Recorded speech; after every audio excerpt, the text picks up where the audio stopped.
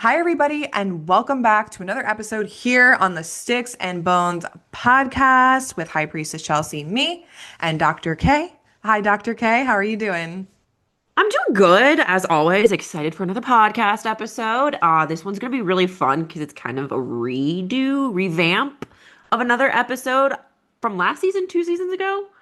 I'm so confused what I season we're on. think it was probably 2 seasons ago. We've been podcasting for, I feel like so long, and it's really not even long in the podcast world. We've been podcasting for I think we're on our fourth year because we're on season four. Um, Yes. it just feels like it's just a lot, like a lot of episodes. And you're right, we are redoing one. So I think it's from 2 years ago. So this is a Yeah. revamp. We're doing the Greek goddess archetypes today, which is going to be kind of a fun, chill episode. We're just going to chit chat, talk about the goddesses, our favorite gal pals, The and girls. just the girls chatting with the girls. And I mean, this is just such a girl episode. It's the girly episode, no matter how you identify, we're all just hanging out. We're gonna chit chat and see, what goddesses we feel like we see ourselves in. I love it. Here for it. Let's do it. I know we are filming on a Friday night, so like I feel like this is a very nice and easy, like, the girls are just hanging out on a Friday. This is what me and Dr. K do on Fridays anyway. We usually are on FaceTime talking about, okay, what do we want to talk about? And then we get into these hmm discussions of like, oh yeah, what Greek goddess archetype do you feel like you're in? Like, I'm If not you even guys want insight into our FaceTime, it's literally this. I was thinking the other day, I'm like, we are so strange and weird, but I'm happy that you guys are here and you love us and you like to hear our thoughts and our theories because this is what lights me up on the inside, talking about Greek mythology and the goddesses in particular, because they're so cool. Oh, 100%. And it just shows off their multifaceted nature. And like, if you guys could have a glimpse into our like text message chain with one Oh my another, God. it would probably be like deciphering Morse code. Like, I don't know if anybody would understand how we chit chat. I was going through our text chain the other day because I needed to find something. And it's just always ideas. It's always like, reminder, tell Dr. K this. Reminder, here's this random photo of an Aphrodite statue that we need to put in the store. Oh, did you contact our Greek vendor for the Aphrodite statues that we're ordering this month? Literally, Oh yeah, like, okay, here's what they said. All right, we gotta get on it. it's literally note for meeting later, blah blah blah. Note for meeting later, like just a theory that popped into my head. What about this? Note for Yeah, note for meeting later. it's just Ask High Priestess Chelsea during FaceTime later. Do you need pictures at this temple when I go visit it? Let me know. it's just mindless. It's like a constant stream of thought happening, and it's like I'll see your text come in, and I'm like, Oh okay, my I'll look God. at it later because like I know it's probably just like an idea. It So, is. speaking of ideas, this concept of the Greek goddess, I know, we're just weird. This concept of the Greek goddess archetype was actually born out of an idea that we were having. It's like we didn't know what to call it. We were kind of in the middle of calling it multiple things. We didn't really know how to present it, but we had this like idea of like associating goddesses and epithets with, the whole I believe there's like archetypes online around the divine feminine that we didn't really Mhm. like super relate to, which we're going to dive into and talk about, why we don't relate to it, maybe some of Yeah. the pitfalls with like just some of the divine feminine stuff in general. I know last podcast with Aphrodite versus Persephone, which Yeah. the girls going Iconic. against each other, do they? The last Iconic. podcast we talked about why we don't really resonate with the dark divine feminine. And so this is just kind of a continuation to show, right, we don't resonate with this and like there's some problems with it.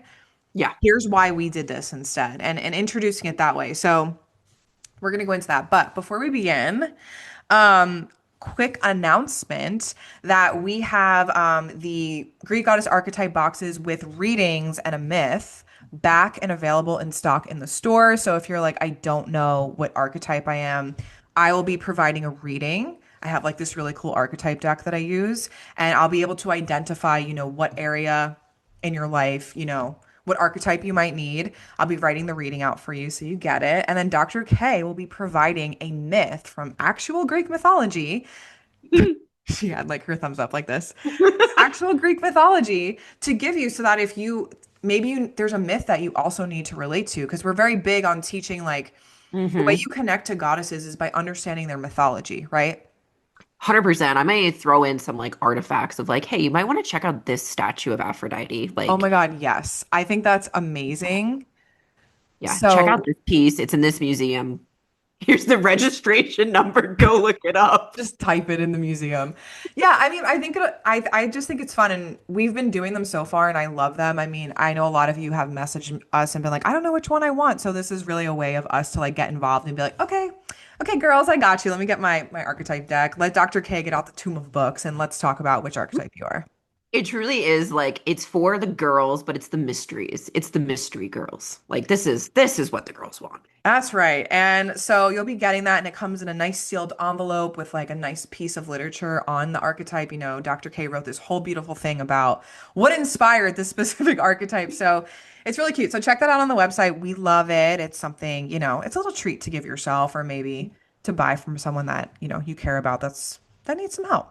So Hmm. that's new in the temple, but plus it's Aphrodite month, so like all the Aphrodite stuff is around. But what Oh do yeah. we have going on for Patreon? Speaking of our gal pal Aphrodite and her major month, which we decided was June.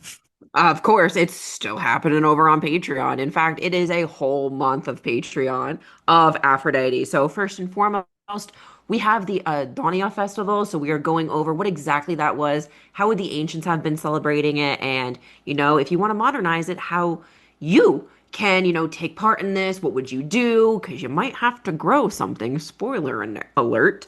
And then we're going to be going over correct iconography of Aphrodite because we're here to tackle the age-old question of is it Venus or is it Aphrodite? Oh my God. It's like we should have like a game show. We should sincerely play a game show. Pluto just decided to join the podcast. Hello, Pluto. A game show Game of show. hold up, Venus or Aphrodite, or guess what? It could be either.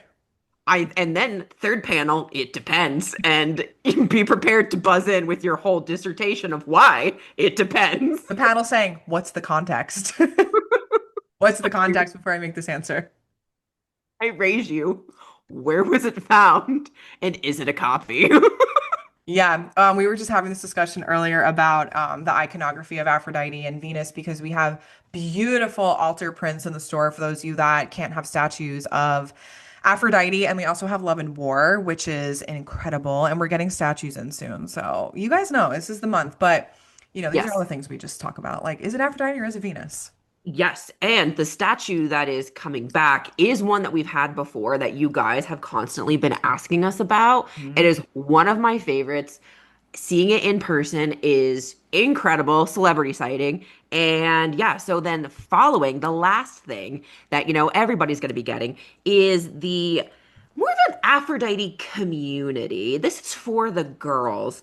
And it's a 5-day cultic worship focusing on the aspect of Aphrodite Paphia. So her religious, cultic, massive cultic center on the island of Cyprus, how she's queen, how she's goddess, how she's everything. So we are going to be diving into that, going over, daily offerings left by High Priestess Chelsea, all of that kind of stuff. And then I'll be pairing it with, of course, the historicity of the site and together taking a phenomenological approach so that we can, kind of walk through what the ancients would have done and have it as a lived experience together. Because, as I said in a video earlier today, the ancients were doing this for a purpose. So why not try to explain that? Because artifacts and everything are great, leaving offerings are great, but going through that lived experience and figuring out why, because why would they build that temple there?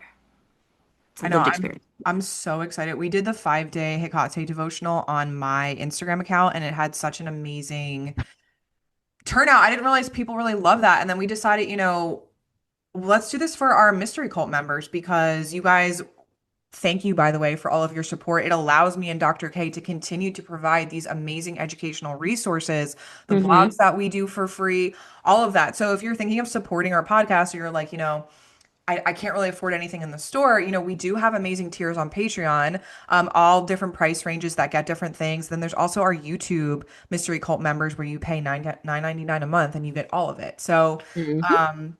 we're very excited and I can't wait to do the 5-day devotional because it's just going to be like a communal experience where if you're like, you feel lonely leaving an offering and it's like, I get it. We don't really have temples anymore, but we are the temple. We are the temple online. So we're here and we're gonna do it together. So don't worry if you're new or maybe you're seasoned in terms of worship and you love Aphrodite as much as we do.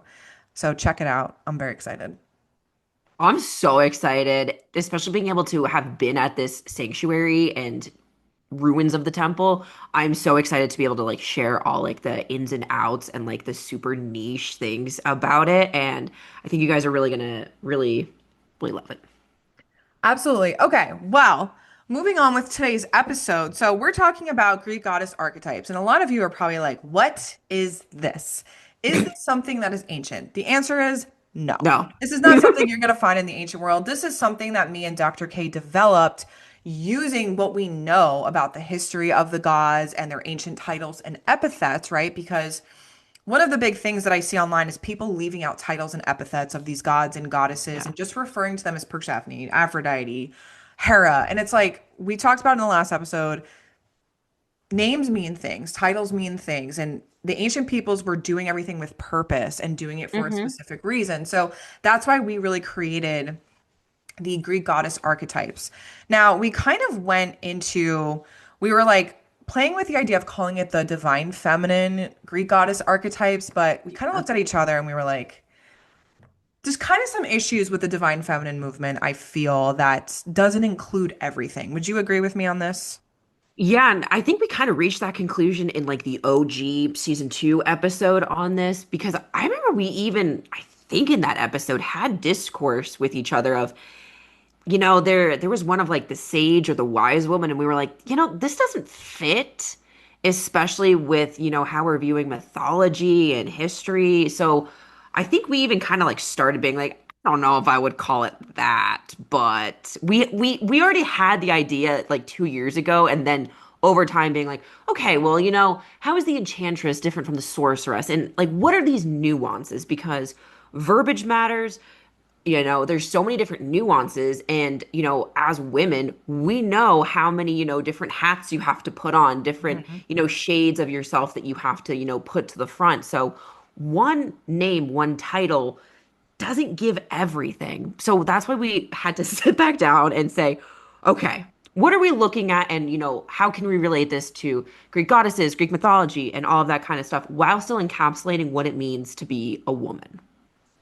I think you said it perfectly. And I think, like, another thing I want to add to that, I said it in the last episode, and I'll say it again because I think it fits here. One of the Mhm. issues that I had with the dark, divine, feminine movement that I see online and I don't subscribe to because of these reasons is because they leave out goddesses like Aphrodite or Mhm. goddesses like Athena. And it's like, is it because they're not like these dark goddesses, what we're classifying in New Age movements as dark goddesses? It's like Aphrodite has a whole war aspect and epithet, Areia, which we're going to talk about today. And Athena does too. And it's like, they're more hardcore to me sometimes because of this like blood-curdling war aspect that they have, Like, and I think they make the gods and goddesses so one-dimensional where it's like, Persephone, queen of the underworld, sure. She falls into the dark divine feminine because when you think underworld, you think Dark. darkness. But Aphrodite is so multifaceted, and I love that we're focusing on her this month because love is not just like a love and light thing. Love can be destructive. Love Yeah. can be obsessive. Love I can mean, ruin your life. we did that whole episode on the darker side of, love, love magic, love curses, and everything. And yeah, it really boils individuals, women, goddesses down into this one-dimensional box where you can't escape, and there's kind of like hard borders all around you. But, as we've even grown, I mean, we're two individuals in our 30s. How we were in our 20s, vastly different than today. How we were in our like mid 20s and late 20s, vastly different than today. Yeah, And I think that these, archetypes should be a little bit more fluid and multidimensional. And I think that's really why we wanted to create this, especially like with the goddess archetype as a whole of like, well, it's everything as well, because who's to say at the end of the day? absolutely. I mean, you can be someone that is a boss of a company like me and Dr. K, but you can also have this super feminine side that Mhm. maybe your partner only sees. Like we pick and choose what kind Yeah. of archetype we want to be depending on where we are, right? You're going to be a different archetype when you're in work than you are at home, right? We're so moving in and out of these things all the time. Like, you guys are never going to see like the soft, super feminine side of someone that they are with their partner or their husband, right? Because you're just seeing two people on a podcast right now that are talking about something and presenting information, being a scholar. And I think you said it perfectly. I think it just puts us in these boxes when we're so much. So much Every more. day we're moving in and out of so many different archetypes, even I would argue. 100%. And you Oh, might yeah. need one more over the other depending on who you are, or what phase of life you're in, which we're going to talk about. So, yeah, we're redefining it. And I want to say, like, this is really focused on the Greek goddesses. So, Yeah. we're using their epithets that the ancient peoples would have used their titles to define archetypes of these specific goddesses. And we'll be adding more as time goes on. But we have seven that we're going to talk about. We have seven, yeah, and two extras. Yeah, epithets, titles, or certain individuals who really encapsulate it. Absolutely. So, should we introduce the seven? Yeah, who do you want to start with?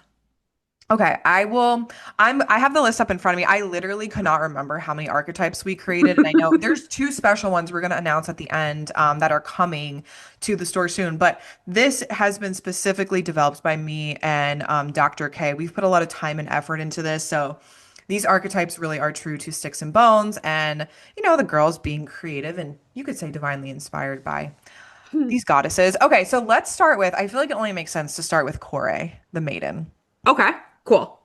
So we have this archetype, Corey the Maiden, which you guys have heard us talk about a ton if you've been listening to the podcast. That is associated only with the goddess Persephone because that is one of her titles, Corey. 100%. And this one is the aspect of Persephone before she is married and kidnapped by her uncle into the underworld. It is the young girl energy, the innocence before being a married woman, the Hmm. innocence before becoming a woman, I would even say, before, when you take your first step into, you guys know what I'm talking about, when you take your first step into be womanhood or the first time you get catcalled down the street and you're like, oh my God. It's the tee-hee before you have the rose-colored glasses kicked off of you and you are shown kind of like the darker side of life and You got to fight everything. for your life. It's not sunshine and rainbows, but it's also, new opportunities, new beginnings, all of that kind of stuff. But I think it's really interesting because so many people will just say, "Oh, Kore, goddess of spring."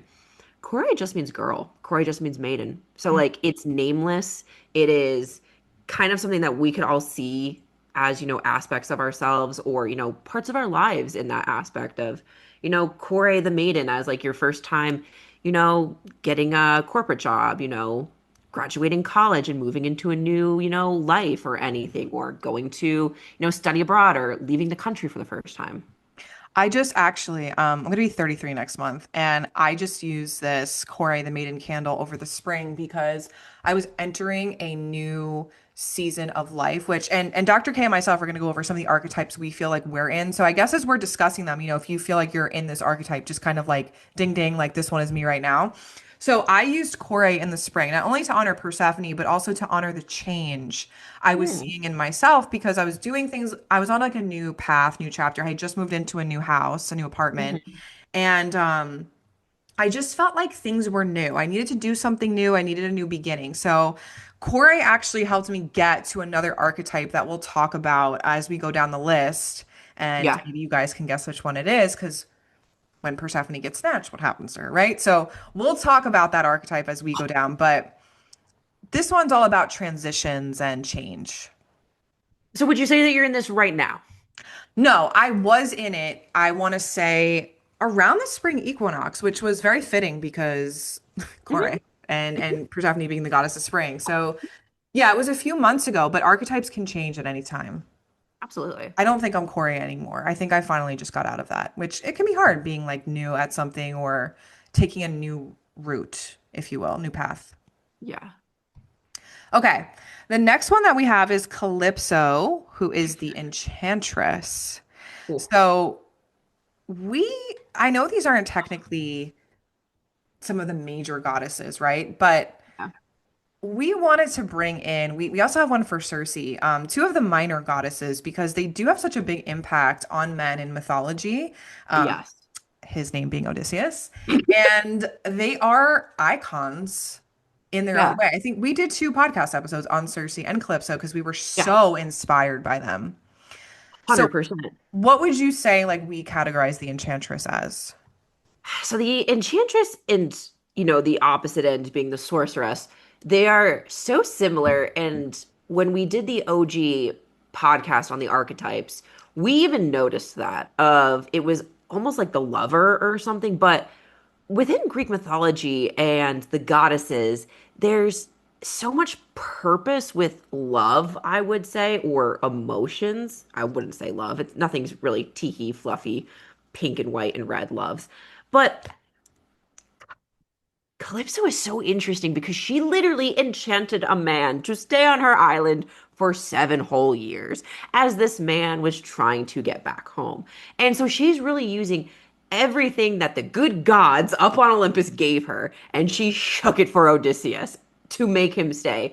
And that's kind of what like the enchantress like differs from everybody else is you are using everything that you already have, all of the gifts that the gods have already given you, and you are using them to your advantage. And it really highlights kind of like the enchanting and the magic within Greek mythology or even ancient Greco-Roman history of you are trying to get something so that somebody else doesn't have it. So she beautifully encapsulates that of like it is love, it is enchantment, it is almost like that siren alluring aspect, but she really encapsulates that beautifully. No, she does. And because, these are minor goddesses, especially Mhm. when you look at some of our Greek goddess archetype boxes, we do pair it with an actual goddess. So, like, I would say that Aphrodite falls in this category of being the 100%. enchantress. Like, if you didn't think Aphrodite when thinking the enchantress, people are probably like, well, why didn't you make it Aphrodite? Aphrodite's multifaceted in our archetypes Yeah, that we have here. She hits multiple different boxes, and we didn't want to just make one called Aphrodite the Enchantress. She's more than an enchantress, you know? She is exactly. all of the things like Persephone, like Athena, like some of these other goddesses we're going to talk about. So, you know, the Enchantress is really for sensuality, being alluring, and that magnetic energy of like just being so drawn to someone. So, Yes. maybe some of you need the Enchantress energy because what to capitalize off what you said, I feel like a lot of people don't think that they have anything that's enchanting to other people. And Mm, trust me when I tell you, the you good do. gods have gifted everybody with something to enchant somebody. So sometimes you got to shake with what your mama gave you. You know what I Yep. mean? I don't mean like you literally have to shake anything, but go get it. You know what I mean? Start luring men to their death like the sirens. That's what we have to start doing, Honestly. The girls honestly. aren't girling like they used to. No, everybody has something that can allure someone. Trust me when I tell you. My mom always says, and you're gonna laugh because I think you know the quote, every garbage can has a lid. So it's like if you think, I don't know why like that's like my mom giving me motivation. Every garbage can has a lid. She's been telling me that since I'm young, a young Core.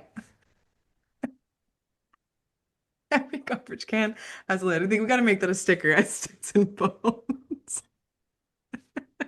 Pilar never said anything like that for like looks or anything. It was always, well, someone's always gonna be faster than you, so swim fast. That's right. If you don't enchant them, someone else is going to. So better get moving. The girls better get moving. Okay. The next archetype, which once again, we were like, how do we differentiate these two? Ow. But there is definitely a difference here. And I think that Yes. that was our issue with like the whole archetype thing we were seeing online was like the enchantress and the sorceress were kind of both. And we're like, wait a minute, no, there's clear differences. You don't have to be a sorceress to be an enchantress and vice versa. The girls don't They always have to be doing magic to be both things. exactly, and they only had one term for it, but both qualifications were under it, and we were like, "Oh, whoa, whoa, no! Might we introduce you to Cersei?" We are those like, well, actually, people. Well, actually, did you know this? Because that's not true. Um, so this is Cersei the Sorceress as one of our archetypes, and this is really for those that are going through a transformation. Because what do we know about Cersei? Well, she transformed men into pigs, right? Like that's what she's known for, and it's also for magic and empowerment, I would say, because I mean, she was scary when you read her mythology. Like they feared her. That's why I didn't like the retelling of Cersei. We have bones to pick with that book, but she was really feared because she was this goddess that knew so much and like was able to use the power of transformation to Hmm. scare people away or to get the things that she wanted. So she really is this like powerhouse to me, the sorceress. She 100%. transmutes and transforms things. Yeah, and with her, it was more like pharmakeia and, Hmm. making everything with herbs and stuff. But, in modern day, today, it's not so much like goobles and gobbles and, magic or ancient magic or anything. It's, how can you transform, what you are currently going through into something else? How can you, Hmm. transform yourself to get that job? How can you transform yourself to do X, Y, or Z? And, you're going through a degree. How are you going to turn your thesis into a book? How are you going to turn this into that? How are you going to turn water into wine? And that's really what it is. So it's that more transformation thing. But because Circe's the face of the sorceress, sometimes, Aphrodite could, she's found on love curses, loved, curse tablets, but Hecate is really the one who is like the sorceress with everything. Yeah, we include Hecate in this too because I think the sorceress is also someone that knows how to move in and out of the liminal space. Like the Yes. sorceress is not in a stagnation. She is moving, she's transforming, right? And what do we know? Hecate or Gal Pal rules over the liminal, right? Being the guide. So, and she also has associations to magic. So, like, we can say that Hecate does fall in this box of the sorceress. It's not for like magical purposes, but it's to help you have that power that you need to transform. And I think a lot of people can relate to this. I have to say, luckily, I'm not back in this phase of my life. I like being here sometimes, and sometimes it's really hard to be in this like archetype, I would say. 100%. Also think it helps not only the liminal, but if you feel like you have too many fingers in too many pots, because she is, because of her lineage, she does have ties to all of the realms. She has Mhm. ties to the heaven, she has ties to, the mortal realm, and she has ties to the underworld. So, for those who feel like you're being pulled every which way, also very good. Yeah, these two I think are some of my favorite because a lot of the goddesses do check these boxes. I mean, a lot of the goddesses being Aphrodite. She can probably fall into a lot of these. Yeah, the sorceress, she could. I'm trying to think if anybody else could. I mean, you could argue Persephone just I would because argue that. of the transformation from Kore to the queen, right? Like having Hmm. this major transformation. I mean, not something I technically would reach for first, but like you could. Any other goddesses maybe that we don't include here at Six and Bones currently that fit the sorceress? I'll take Persephone and I'll raise you the fact that she turned mint into a mint plant. True. Good. Done. Yeah, you don't have to twist my arm. You don't twist my arm. So yeah, when you do, if any of you do get these boxes with us, Circe and who am I talking about? Circe and Calypso. Their names are like so like both the Yeah. same. They do come with products from either Aphrodite or Hecate, depending on what we feel like you need. So, all right, the next one. This one is newer to the temple. This is one of our recent additions. This is Hecate Propolos, the guide. And we just did a whole podcast episode on Propolos. So this one is for those of you that are at a crossroads. This archetype brings clarity, courage, and power to make transformative life decisions. So sometimes you're like, I don't know, I'm stuck at this. What am I supposed to do? The girls need help. The girls need guidance. The girls need guidance. And I would also say you can use this box to venerate the aspect of Hecate Propolos if you want to Sure. worship the goddess. These boxes are also and archetypes are multifaceted in which is why we love them. You can use it for yourself, but also you can use it to revere a goddess that you like or to ask for their help with these epithets. That's why it's both things. It's for Hmm. you, also for them if you want it to be. 100%. And I think Propolos is probably a little bit more formalized as only being Hecate, since that is, of course, like a major epithet that we do find with her. We see it with other gods, but she's a top contender. She is. Okay, so remember how I told you guys I was at Kore? So I started, this is how archetypes like usually work for me. I started Kore in the spring, and then I found myself seeking Propolos because I was like, oh my God, I don't know what I'm doing. Like I'm going through this transformation, but I need someone to hold my hand and be like, here you go, little young girl. This is where you need to be. I feel like with Cora, you need sometimes the guidance because you're going through this transformation. And then it's like you're trying to reach the final destination. And I couldn't see the pathway forward. I think you either need the guidance or you have to band-aid rip it off and go from girl to queen. And there's no net under you for that point. Like you just have to fall and hope you get caught. So No, if you want to take the scenic route, yeah. I took the scenic route. Hand up. I took the scenic route. Listen, I am. a retired baddie, and I never take the scenic route. Okay, I hung my retired baddiness up. Dr. K is cracking up. You two are a retired baddie. We both are. Maybe you guys didn't know this about us, but we're retired now. Yeah. We're retired a long time. Like, I Yeah. cannot just go from one thing to another at this point in my life. I'm like, I need to take the scenic route. I need to see the piece. I think that's how my brain works. I can still just boom, fall and hopefully get caught. But I think in life, yeah. Like for other things, not in like professional settings, I have to take the scenic route. I have I to have to. know, I have to map quest it. I need to know directions. I need to look at the menu ahead of time. But for other things like professional things, projects, I think I can still trust fall. There's certain things though. So Yeah. God's bless the girls that don't like to take the scenic route because for this I was like, I'm taking the scenic route. So I was in my propolis phase probably like a month ago when we were talking about propolis, which was interesting. That's why I kept saying these podcasts are very reflective of my life. Like girls need It's all help. coming from inside the house. God. But listen, it's I never want to be in a stagnation, you know? So like the girls, we got to transform. We got to do something. Get up. You need to get back up. And speaking of getting back up, the next archetype that we have is one of my favorites, which I just used recently. You see how I've just used so many of these? Yep. Dr. Kano, she saw me. She was like, "You got that candle lit in the back? Whew, are you okay?" I'm like, Well, "Are you well?" I was like, "No." no. Aria the warrior. And Yeah. this is either Athena or Aphrodite. There's a lot more. Like you could include Hera in this. You can Of course. include Demeter. You can include Hestia technically, since they all fought their father. But this one's for the girls who want to swing on sight. Yeah, this is for strength, strategy, and overcoming adversity. So I put in this that it's really associated with Athena because the Mm. strategy aspect of war, I feel like Aphrodite is more of it's Aphrodite and Ares. She's more of like the passion behind going to Just war. the emotional side of it.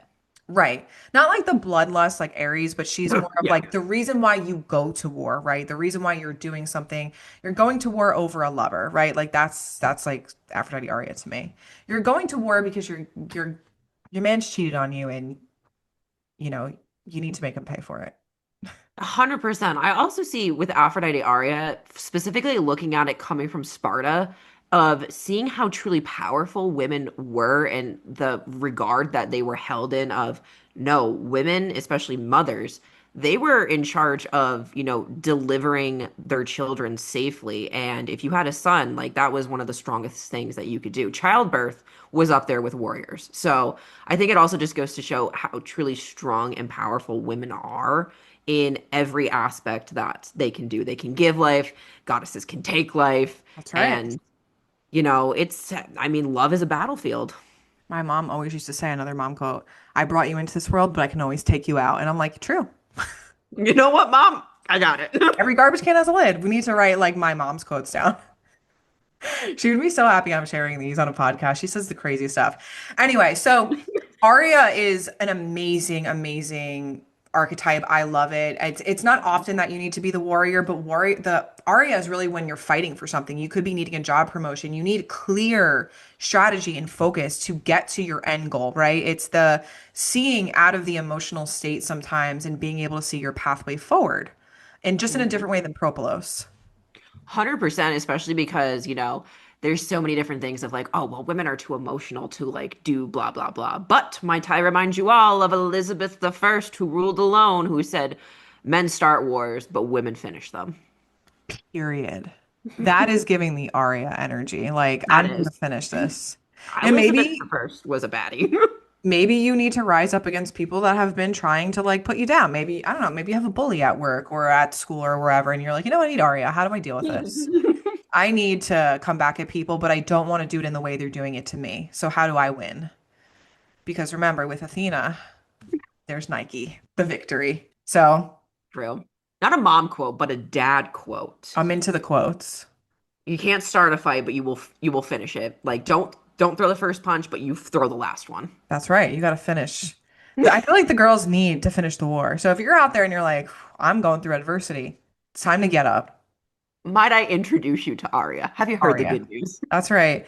Yeah, I mean, this is why I love this because it's just so different than the archetypes that are being presented online for the girlies that love ancient Greek religion and the Greek goddesses. Like we want to see ourselves in them. Like that's how we're doing it by looking at this. So, speaking of which, this next one, this was my final destination.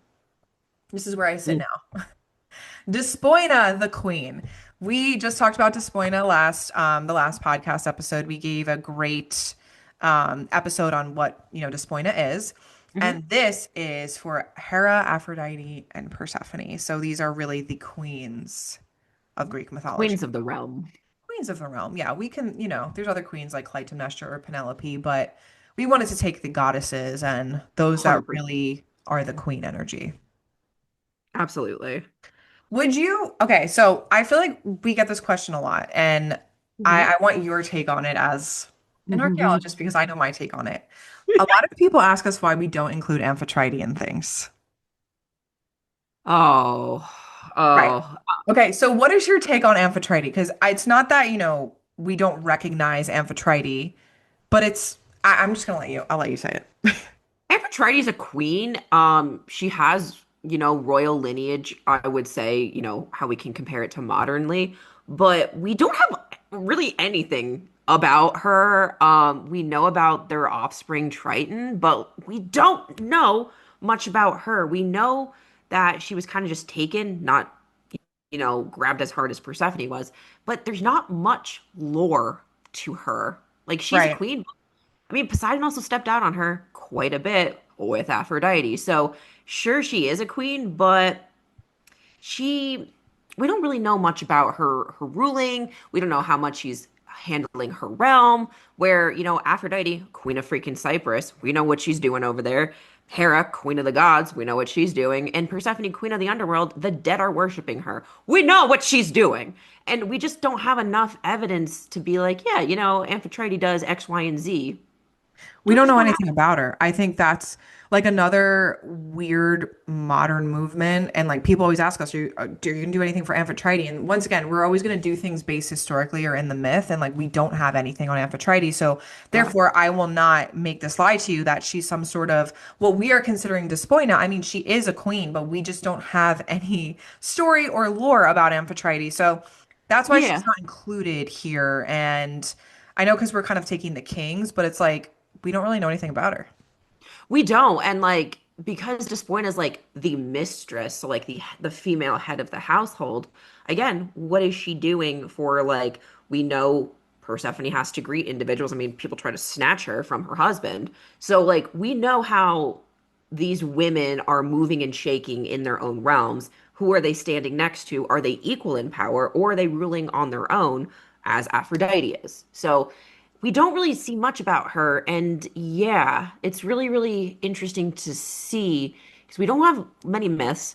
She's not really represented in artwork. We don't really have any archaeological finds. So why? TBD. Maybe one day we'll find something crazy, but as of right now, there's Maybe. nothing. So that's why I just wanted to make an explanation because I know someone's going to ask us the question, and I think it's Amphitrite is cool, but once again, we don't know anything about her, so we're not going to make something up and tell you that. But okay, so this is really about Hera, Aphrodite, and Persephone. Mhm. Disappointed the queen. So this is really for divine authority, confidence, and having sovereignty. So ruling over something and finding that power to do so. And the queen, I think, is what a lot of us touch upon in different Mhm. aspects of our life. When you're in a marriage, you are despoina, right? You are, depending on how you run your household.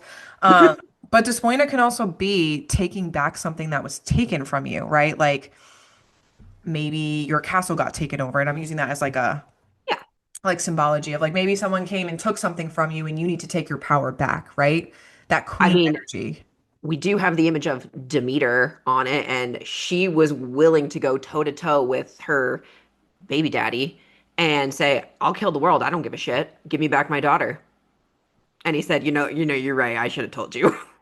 100%. And like for me, because I just kind of took you guys like some of the phases I went through using some of these epithets, and I was using them. Mhm. After Aria, right? One of the things that you want to do is you want to become a ruler of a castle, right? Why do people go to war? It's because they're getting something. So you want to take that back, take that power back. So Despoina is Hmm. where I landed on. It's where I am currently because I kind of got lost a little bit like a few months ago. I don't know. I feel like it happens where you're just like, I You need lost with us. something. I get it. I need some like new creativity. I need like a new passion. I need something to change. I don't like what I'm currently doing. Hmm. And how do I become the queen of like my own castle? However that looks. Interesting. So Yeah. I'm currently in my Despoina era, which is not giving a shit about what people say. It's not caring. It's just like So speaking you with went authority. Core, Propolos, Aria, Oh yeah. Despoina. Yes.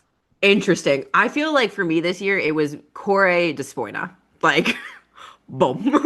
Yeah, I feel like you just kind of have this. I feel like for me, I'm a very kind and sensitive person. And I think the rose-colored glasses got kicked off of me this year, where it's like, you just have to say it how it is. You cannot allow this. You have to set boundaries. Who cares if someone is saying whatever? My Shayla. What you say goes. You know what I mean? My Shayla. We have to do this. We do, but sometimes it's like I'm Corey too much, where I'm like, la la la la la, Like you would never know, but like Get up and take it back. yeah, I just had to go the roundabout way. So now I'm disappointed, and now I'm like, if you even look at me the wrong way, I'm saying something. You could be disappointed too much. Let me at him. So that one's currently one of my favorites, and the artwork of Demeter that we have on it is just gorgeous. It's so multifaceted. It's incredible. And I love that it's like representative of Hera, Aphrodite, Persephone, and we're using an image of Demeter because of what we debunked last week of like, can you not worship these two Greek goddesses for X, Y, and Z? And it's like, actually, they all do respect each other at the end of the day, and they all are these things. So, Actually, all three of them were worshipped in the same temple, so. period. All right, the last one.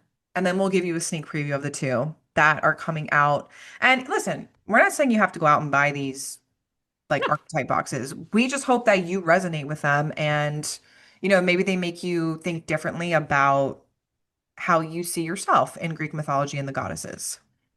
So the Yes. last one, this one is Dr. Hmm. K came up with this, which I thought was interesting.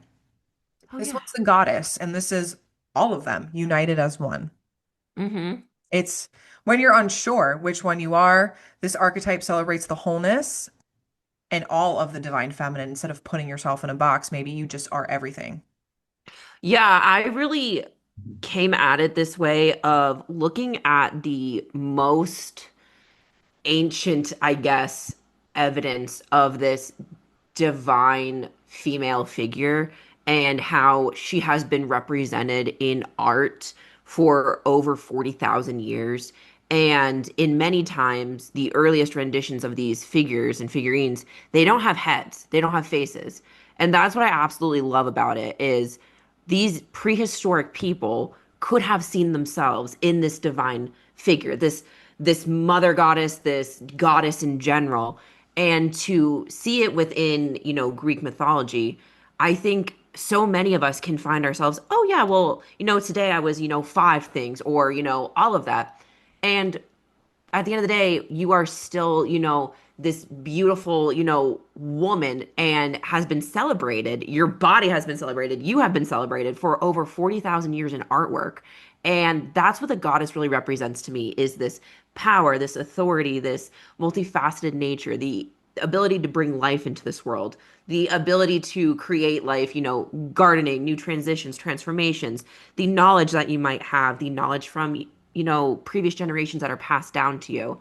And I think so many of us can just be like, wow, today I am a goddess, in my own right. So I really wanted to create and craft something that was more of a celebration, which is why I chose the torso of the Nike of Samothrace, because I know for me, the torso can be probably one of the most self-conscious areas. But with wet drapery and ancient Greco-Roman sculpture, the female form is just so celebrated and beautifully captured that I wanted to bring it front and center for everybody. Oh, it's my favorite, and that statue's my favorite, and I think that was said perfectly. So, yeah, the goddesses, all of them. So, if you get like a goddess box, it's like, you never know which one you're gonna get. But they're all different. While they're united as such, like, and I think, especially being a woman, women can, especially being a woman, women can unite on many things, even though we're all different. We all look different. We have different backgrounds, different race, etc. We all have like these universal experiences. And Mhm. it's just simply being a woman is not an easy thing to do, right? Like we Yep. have experiences that other people are never going to understand because it's like I said in the beginning, you remember how old you are when you were catcalled, and it was probably a very young age, and that's like a shared experience amongst us, right? And not Yeah. a good one, what does that say? But we all have these experiences of just You having, remember your first cat call, your first period, the first time you had a oh yeah, crush. You remember your first heartbreak. You remember, your if first you're married, bra, bra shopping. Oh my God. I'm married, so I remember, getting married, what it was like to move from, girlfriend, fiance to wife, how me and Kevin are together. And, but still being a daughter, still being, a sister, still being a friend, and all of this kind of stuff. So I think it's Yeah. something that we can all very much relate to. Also, like having children too. I met with a client yesterday for a mediumship reading, and one of her things was at the end, she was talking to me about how she like put her life on the back burner to raise her kids. And she was like, I don't know how to get back into that. And it's like, if you think that these goddesses do not exude any of these things, I don't like when people say I can't relate to the ancient Greek goddesses, so now we got to make them into something they're not. Yes, you can. They have experienced triumph, they have experienced loss, they have experienced victories, love, all of these things they have experienced. Even these amazing goddesses that are divine experience things on a much greater scale, right? In these stories. So that's the point behind all of this. And, we hope that you look at these archetypes and, you see yourself in them because I think we're all of them, all the different phases, and we hit all of them at certain times. 100%. Yeah. No, this has been really like a fun project to do, but which one do you want to dive into for a sneak peek first? Oh my God. I completely blanked. I'm like, what? Which ones? We have more? And then I'm like, yes, we do. I think we should. Okay, maybe let's talk about I'll introduce one and then the other one I think we'll end on because I think it's a little bit kind of like taking a different road. Mm-hmm. So one of the ones that we want to do is the mother. And Yes. I think because we do have obviously a lot most of our viewership is mostly women, and that's okay if you're not, like anyone is welcome here. And I think the mother, like, well, I'm not a mother. I mean, I'm a cat mom, and I know you're not as well, but it's very passionate to me to bring to the temple and talk about because there's so many people that are, Hmm. like this archetype of being the mother. And you don't have to have kids to be the mother, but I don't think we really decided what goddess was going to be the face of the mother. We haven't because we've talked about it being like the mother, but a protector. And Yes. that kind of duality, especially when, you're never supposed to, if something bad happens to you, you're never supposed to scream fire because nobody's gonna care. You're supposed to scream mom. Why? Because any woman who's nearby, whether you're, 16, 18, 68, you're gonna turn around because somebody's screaming mom. When I'm with, like, I'm out and there's kids around and they're running around, I'm always watching the children to make Always sure they don't searching. fall. Where are you going? Are you being taken from somebody? Who Always. who do you belong to? Where are your parents? And it's like this like innate thing that happens to you when you're just around kids, and I don't have children of my own right now. I have a cat. Pluto's a child, but I'm always watching children and like always making sure because it's just that like weird instinct that we have to just, where's your You mom? hear Does she know you're you hear here? Why are you running? Did you drink your water? yeah, stop running. But Stop I running. think the moment you hear mom, five people will turn around. Mothers, grandmothers, or pet mothers. They will all turn. Everybody's turning around. Yeah, it's also the protector too, which I love. And we find cross religion because I was just thinking about this. I had to move I'm in my I'm in my parents' house and I had to move my mom's Mother Mary statue because I'm like, I can't have that behind me. We're talking Yeah, about yeah. the Greek goddesses, but she is also known as a mother and protector. So mothers, no matter what religion or culture or folklore, are always seen as these figures, no matter how you're identifying them in a religious sense. So Hmm. I can't wait for that one to come to the store. I think that one's going to be awesome. And I I mean, mean, even like I think of Demeter immediately. she was willing to burn the world down for her daughter, which isn't that what any parent would do for their Yes. child? Yes. Absolutely. Maybe we'll do Absolutely. her. So that's one that will be coming. I also think of Leto too, like Hmm. there's a lot. I mean, they all touch upon this archetype. So, and then do Oh, you want to so introduce the last one? yeah, so the last one is because we had so many issues with like the wise woman, the crone, like God, yeah. the sage, and we were just A like, wise old sage. I'm like, I don't want to be called that. we were just like, this is dumb. Doesn't it So sound appropriative? Didn't we say that? Like it just kind of sounds like it's taking from something that it shouldn't, but I don't know. I could be wrong. it also just didn't fit at anything, and it was just kind of like, huh. So we wanted to do something that was more reminiscent of, playing to the power of like the minds of the goddesses, but also playing to the minds of the women who were written about and what they were doing. So we created the scholar. So it is inherently going to be for the women who are using strategy, who are learned, they're cunning, they are using everything in the world around them to make something come into fruition. So whether it's secret knowledge, but you're not using it as a sorceress would, whether it's, something you're cunning, but it's not necessarily for strategy of war. So it's all of this thing that, it's kind of like this, but it should be over here. So that's what really we wanted to focus on and to really use your wits about you. And so we have looked at, of course, Ariadne, who was Yes. able to, help a Greek hero. And she also became the wife of Dionysus. So she, was a very learned woman. And also to just celebrate how women were in the ancient world. Like literacy, being able to read and write was not very high, but the women who could, like, we should know about them. We should know these ancient, real queens or real scholars, the ones who taught, Greek philosophers or queens who knew multiple languages. Like, we should be celebrating also the real people out of it too, because to have a woman's name in ancient history like Sappho and know her writings is incredible just in general. Yeah, absolutely. And I think it's one that we miss a lot because it gets so tied in with like being a sorceress or whatever. I feel like they tie wisdom to magic, like the Hmm. sage, you know what I mean, or like the healer of the community, which totally valid, but there are people out there that are just, scholar to me is also people that are just, like you said, really cunning. I think Hera really falls in this category as well, where she knows how to get what she wants. I mean, I think Yeah, they all kind of fall into the cunningness of being the scholar a little bit, you know. 100%. And I think They have to know. you have to know the game to play it and to play it well. I mean, any god or goddess that partook in the Trojan War, which was all of them, falls into the category of the scholar to me. Yes. They have to read their opponents. They have to be well read on them. They want to know what's going on, moving them like they're little mortals, like chess pieces. So, and I was also saying too, because we were like, who else realistically would fall into the scholar? And I know Hephaestus is not part of the Greek goddess archetypes, but I did think of Hephaestus because I come from a blue collar family, and my Mhm. dad, he did graduate with his associate's degree, but he knows knowledge in a different way, where it's Yeah.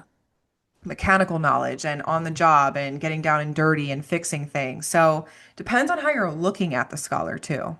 Yeah, it's experience based, I would say too. Absolutely. So, but do you see how like it's reflective of your own personal life? Like Hmm. that's just how I view it instead, but you view it in a different way than I do, and that's okay. Hmm. They're both valid. So 100%. But that's what that's makes it so multifaceted and it's yes. left to interpretation. Right. Everyone's going to view these things in a different way. You're going to take the name and be like, okay, this is the baseline, but how do you see it in yourself? And how does it mirror your own life for the people that are in it? Like how does that look like for you? I know, because I also like, even though it's Ariadne and it may change, but like I think about the quote that is like we now know it today as for most of history, Anonymous was a woman. So I would also maybe I would put Anonymous as the scholar.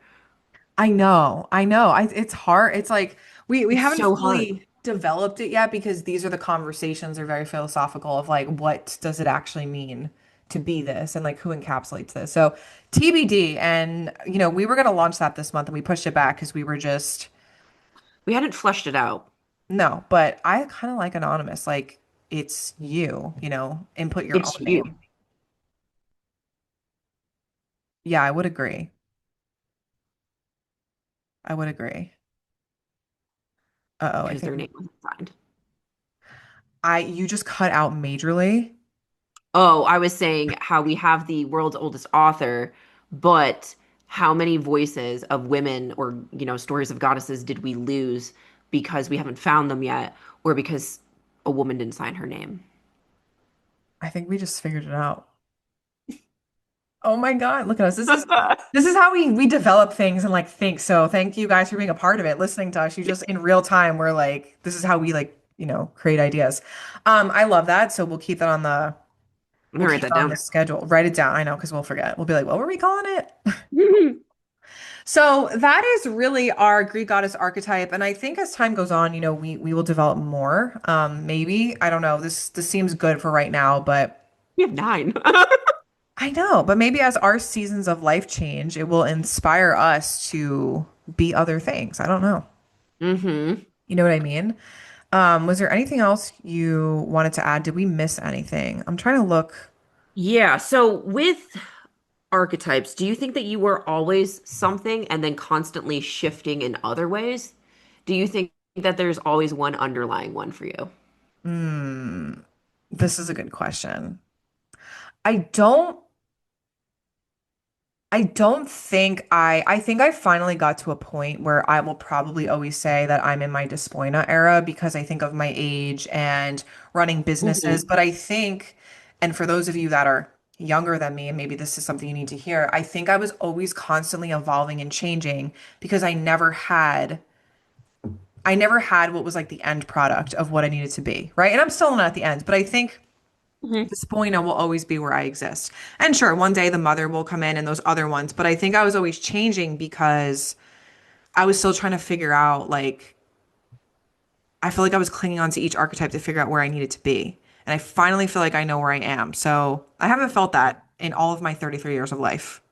I love that. I know. So I think it's okay if you like don't resonate with just one. Now I do, where I'm like, yeah, Mhm. Despoina is this is it. Yeah. But what about you? I think it's kind of tied at the same time of the scholar and Despoina. But I think ultimately I would like to have the one that's like secondary to be the goddess. I think I want that. I think that's the end goal to be all, right? Like to, Which is acceptance. yeah, yeah, definitely. No, that was a really deep question. Like I have never really like been anything that I could identify with for a long time because I just kept feeling like I'm always constantly going through things to get to. I'm like, when am I getting off the roller coaster? Anytime soon. But that's interesting. You were always going through things, never knowing the destination. No. But I was the opposite. I knew my destination. I didn't know how I was going to get there. I never had a destination. I knew I wanted to do this, whatever that was, and I just never knew what the end, like I could never see the end in sight, but I knew it was there. Gotcha. Like I had a goal, but I was like, I don't know how. I don't know. Don't know what connection flight I'm going to have to take. I have no clue. I'm just on this ride that we call life and holding on by the seat of my pants. And I at guess. 33, I finally reached Despoina. I mean, another dad quote for y'all from Mark. My dad, he always jokes that he is still on summer break between junior and senior year from college, and he is how old is Mark? Mark is 65. He still says that he still doesn't know what he wants to be when he grows up, but he's just happy to constantly be able to learn something new. I like that a lot. Yeah, I mean, this wasn't what I set out to be when I was a young girl. No one ever said, I'm going to be a high priestess of a temple.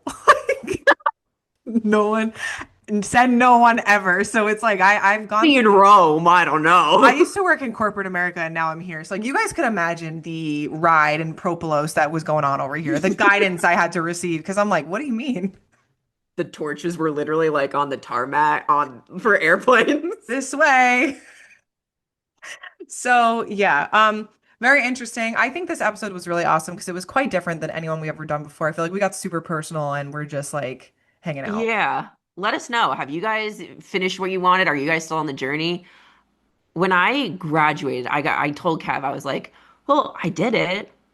Now what? Now what? Oh my God, the worst is when you graduate and you're like, great, now what? I was in school for, when did I graduate? I was in school for 24 years of my life because I got my PhD at 29. And now I'm 31. And I'm like, now what? But I think that's the beauty of life. You get to go find your new dream. I mean, I guess it is. I don't like that concept because I'm like, I always want to know, but like you're never gonna know sometimes. Like sometimes you work in corporate America, next thing you know, you're here at Styx and Bones Temple making Greek goddess archetypes and talking to people about True. Yeah, I don't know. it. It's weird. It's weird not knowing my destination now because I always knew what mine was going to be, but now I'm like, I don't know. What we didn't do? Trust fall. I don't know, man. I don't know, but I don't know. You let us know in the comments what archetype are you in right now? Maybe you're hitting multiple and many, and have you felt like maybe you resonate more with how Ten's archetypes turned out, where she always had this one underlying one, but never knew how she was getting there, or me, where I just was, just guidance 24/7 because I didn't know where I was going. It was like someone needed to just steer the wheel. Now you guys know why I worship Hecate, right? Like you guys get why I'm like out here doing 5-day devotionals because the girls needed the Provolos. Get the Defnon candles out, like Girls need help. help. Flagging her Anything else you down want to with add before candles. we end? No, I think this was amazing and I really enjoyed this episode today and I hope you guys did too. Oh yeah, this was super, super fun. Maybe we'll do another one in the future when we add more, because Lord knows there's gonna be a lot more. Not gonna be able to keep track. That's why before we got on everybody, we were like, how many do we have? I listed them. I was like, I think that's seven. And you're like, it's seven. Who knows? Who could say? But as we are ending out here today, don't forget to check out High Priestess Chelsea's website, book a reading, get all the guidance, as she moved out of Propolis. Maybe, hey, you need some guidance with you That's now. that's why I'm good at giving the guidance because I needed it for like 33 years. So I learned a thing or two. Go ahead and check those out on her website. And if you want to be a scholar and come see ancient history and, sites and a secret image of Hecate, come to Turkey with me next year. And yeah, go ahead and check out all of our stuff in the show notes. And we will see you guys next time on Sticks and Bones. Bye.